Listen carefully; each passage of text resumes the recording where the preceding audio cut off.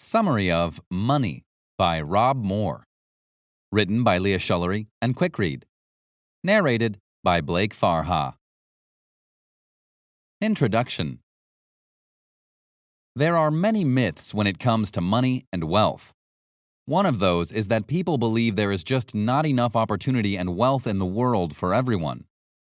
This is simply untrue. In fact, in 2017, there were 35 million millionaires in the world. 35 million. Why is it that you can't be one of them?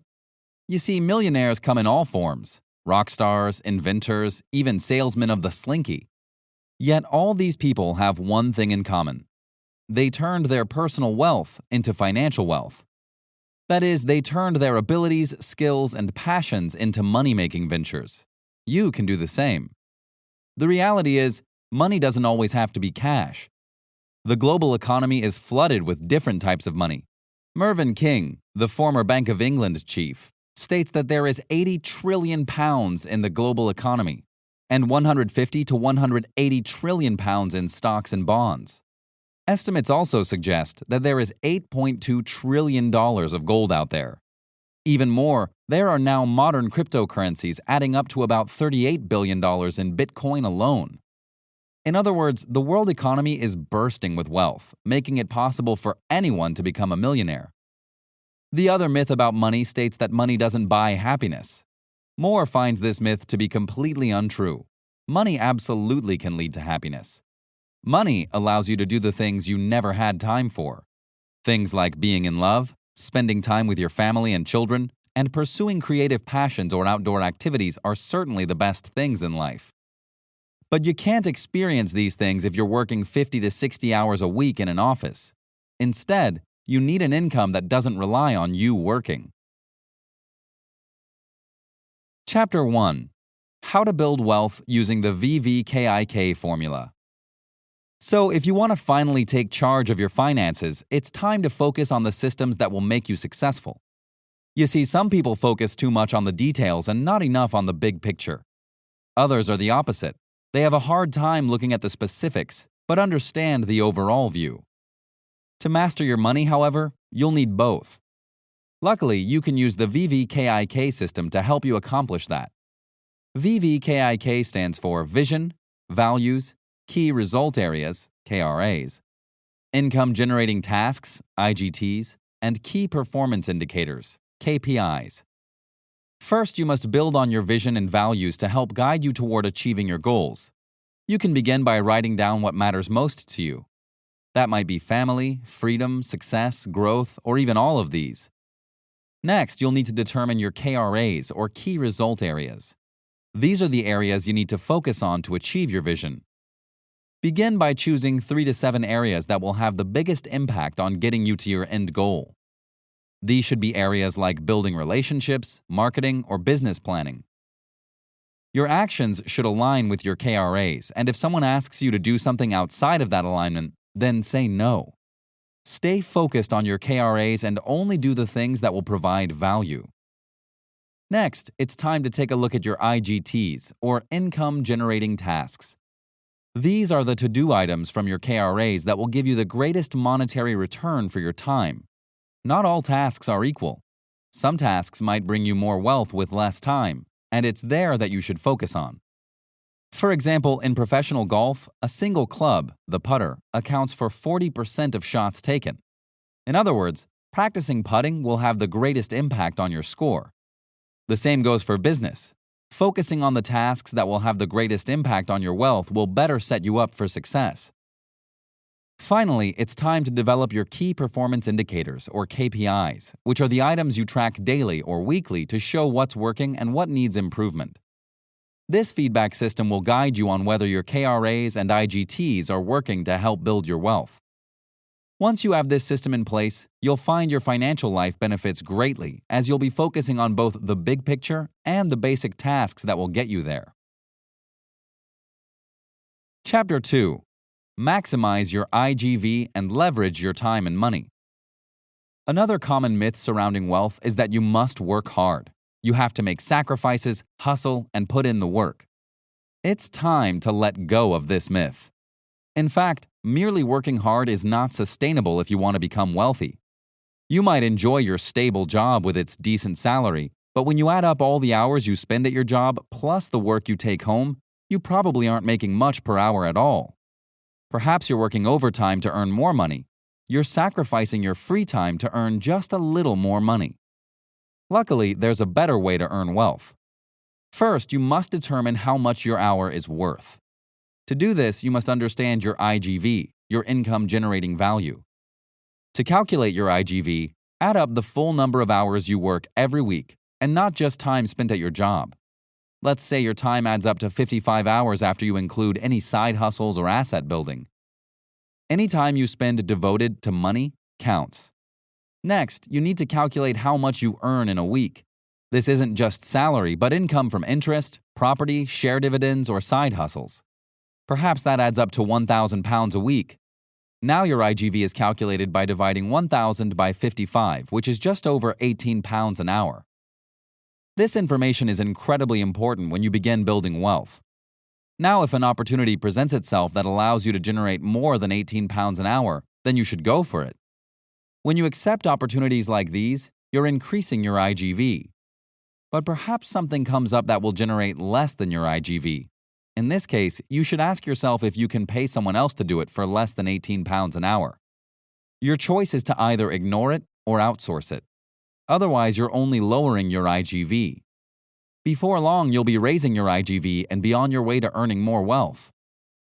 In addition to raising your IGV, you should be leveraging money. For instance, when you stop working, do you also stop earning money? If this is the case, then you're being leveraged to make money for someone else. Instead, you should be leveraging yourself to make money. Leveraging is all about making more by doing less. Millionaires and billionaires understand that they must maximize their time, knowledge, resources, and skills by outsourcing tasks when they can. In other words, you'll need to learn how to leverage your time to your advantage. For example, author Rob Moore was once ridiculed by a business partner for running a meeting while he was getting a haircut. However, Moore discovered that if he received a haircut twice a month, that added up to an hour a month, or 12 hours a year. With an hourly IGV of £10,000, that would mean giving up £120,000 a year. For Moore, he gains big rewards on leveraged time. This is why you should also consider how you can leverage your time. For instance, if you spend hours a day on admin, think about how you can outsource those tasks at a lower cost. When you're in the car traveling, make calls or write emails, if you aren't driving, of course. You can even use your gym time to listen to podcasts or audiobooks on personal development. Not only should you be leveraging your time, but you should also be leveraging money. Moore leverages money through debt-funded property investments. For example, say a property is £1 million and you use £250,000 cash and a £750,000 bank loan to purchase it. Banks will only take the money they lend plus interest. This means that any growth in the value of the property is yours. And according to Nationwide Building Society, the United Kingdom has seen property values double every 10 years since 1952. Therefore, after 10 years, the property is now worth £2 million and the loan is reduced to £500,000. Ultimately, your initial investment of £250,000 is now worth £1.5 million in just 10 years. When it comes to leveraging, you must change your mindset and think like the rich. Instead of thinking, I should do that, rich people ask, how can I outsource that for less? Or, who can do that task for me? In the end, you need to use leverage to your advantage. Chapter 3. The Power of Compounding Money. Would you rather take $1 million right now, or 1 penny doubled every day for a month? When you look at the numbers at first, you might be tempted to take the $1 million, right? Well, the way the math works out, you'd be losing out on over $4 million if you took that option. Similarly, take a look at a water lily, which doubles in size every day. After 30 days, it covers the surface of the pond it's in. Yet on the 29th day, it only covers half the pond. The lily grows half of its size in just 1/30th of the time. These examples show the power of long-term compounding, the process in which money, like the water lily, grows and accelerates over time. When you invest your money grows. The gains will only become larger as you add money over time. For instance, Moore once advised a reader, Matthew, on the impact compounding his money would have on his savings. Matthew saved £3,600 a year, so if he could invest his savings and get a return of just 2% above inflation, then he would have £3,782 by the end of the year. After 10 years, he'll have just over £43,000. But after 50 years, 5 times as long, he'll have £438,000, almost 10 times as much money. As money compounds, it grows faster and faster. There are a few important lessons that we can learn about these numbers. First, be patient and keep going even when you don't see much return in the beginning. The best results come in the long term, not the short term. Imagine if Tiger Woods quit his golf career at the age of 18 after becoming frustrated at not yet winning a major championship. Or if Michael Jordan simply quit playing basketball after not making his high school team. They would have lost out on all their long-term success. The second lesson is that compounding should serve as a reminder to watch how you spend money. Every dollar or pound you spend is now $1 less in your pocket. That dollar has the potential to make many more dollars over the span of 50 years. Applying this mentality will help you master your money and grow your wealth. Chapter 4. Set the right price. Money mastery is all about setting the right price for your products and services. Many entrepreneurs make the mistake of setting their prices too low, which will never lead to wealth. Others set their prices too high, which will make sales fall. Setting the right price is all about generating a profit while making your customers feel as if they've gotten a good deal. The first step is to immediately increase your prices by 10%. This may seem intimidating or impossible, but raising prices by 10% will cover rising inflation while also earning you a profit. In fact, many people generally accept prices rising and declining by 10%. For example, say your investment portfolio jumped 10%. You probably wouldn't be overly excited about it. Similarly, you wouldn't become completely depressed if that same portfolio experienced a 10% loss. You wouldn't experience a strong emotion either way, right? Well, your customers likely won't react either. If that's not enough to convince you, then think about how you can increase the sense of value your customer gets. To do this, you can provide a perceived benefit to your customers that comes at little or no cost to you. For instance, this is why hotels put chocolates on pillows and why car manufacturers provide free car mats when you buy a car. Neither benefit actually costs the company anything, but they both succeed in providing the customer with a sense of value. Next, it's important to remember that low prices can be just as detrimental as high prices.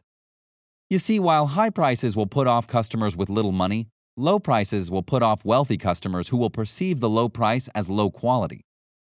Therefore, the time is now to increase your prices. Once you do, you'll find that you no longer have to waste time dealing with window shoppers or bargain hunters. Instead, you'll open yourself up to dealing with wealthier people who will benefit your business in more ways than one. Ultimately, you shouldn't be ashamed or afraid to want or ask for more money. After all, that money will buy you happiness. Final summary. Learning how to master money is the key to creating wealth for yourself. Anyone can do it. You just need to learn how. Begin by using the VVKIK formula to maximize your earning and wealth potential. Once you identify your key result areas and income-generating tasks, then you'll be able to determine the areas you should focus on that will generate the most wealth.